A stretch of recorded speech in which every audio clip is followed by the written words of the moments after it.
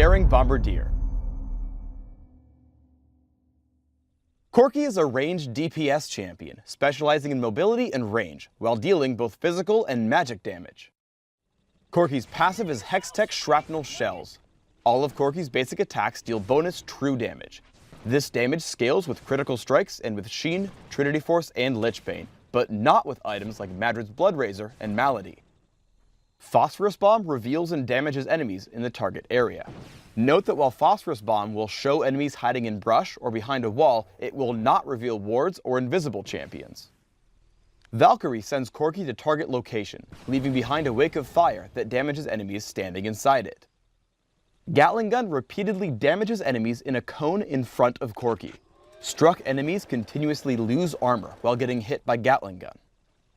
Missile Barrage sends out a skill shot nuke that explodes on the first enemy it hits, damaging all nearby enemies.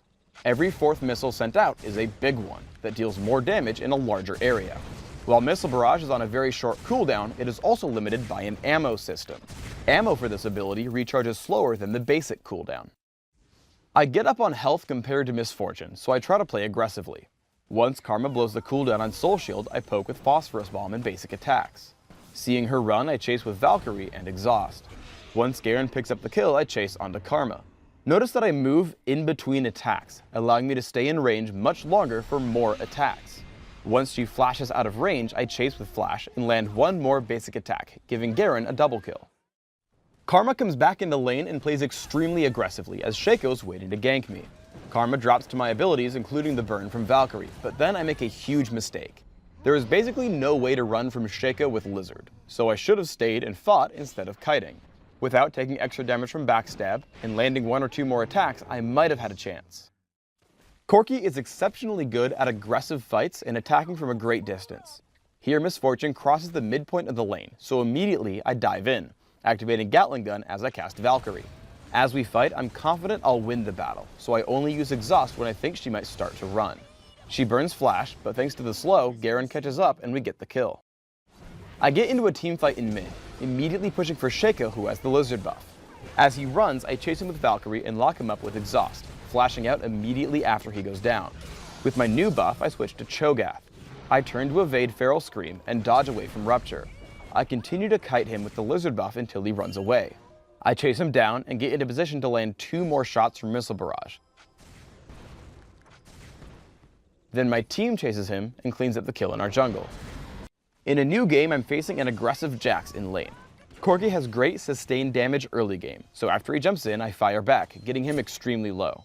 About 40 seconds later, I see him still lurking around, so I Valkyrie into range, flash after him as he runs, and take him down with Phosphorus Bomb.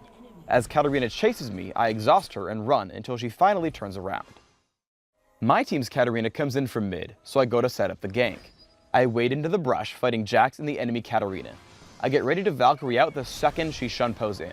Sure enough, they come to fight me, and I bait them into a perfect position. As they run, I start to chase with Missile Barrage and Flash. Then Sona flashes and pops Crescendo, giving us 2 kills. With an early Sheen, I push into Katarina. Early damage output from my abilities is high, so I chase with Valkyrie. I conserve shots of Missile Barrage, hoping that she'll juke me so that I can get in closer. I notice she isn't dodging my shots, so I keep shooting, taking her down just as she reaches the minion wave. She probably could have dodged that last shot by ducking into the minions, but if she had juked around earlier, I'd have just gotten into range for more attacks and easier shots. When building Trinity Force on Corki, properly timing your abilities is paramount to your success.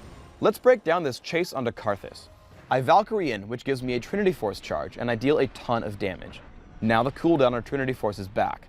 Watch what happens. I shoot a basic attack, then start to cast Missile Barrage. Trinity Force applies to attacks already in the air, and Trinity Force charges attacks at the beginning of spells, not after they finish casting. I have the Trinity Force charge for about 1/10 of a second, picking up the kill on Karthus when the Missile Barrage lands. In one final teamfight, I see Jax heading over to kill Sona. I run to intercept, slowing him with the Lizard buff in Trinity Force. Jax jumps on me and we trade blows before I Valkyrie out once Katarina shows up to grab the kill. Immediately after, Garen shows up.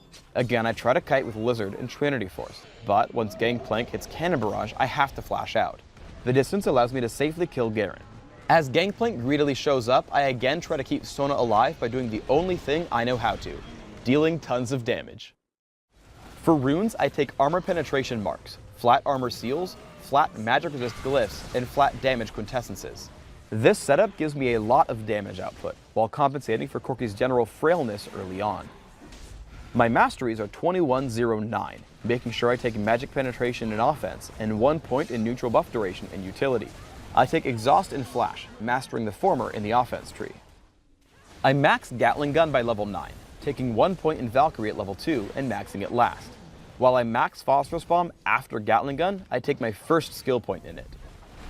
For items, I open with a Doran's Blade. Feel free to buy more if your early game isn't going well. After, I take Berserker's Greaves and Trinity Force. Yes, Trinity Force.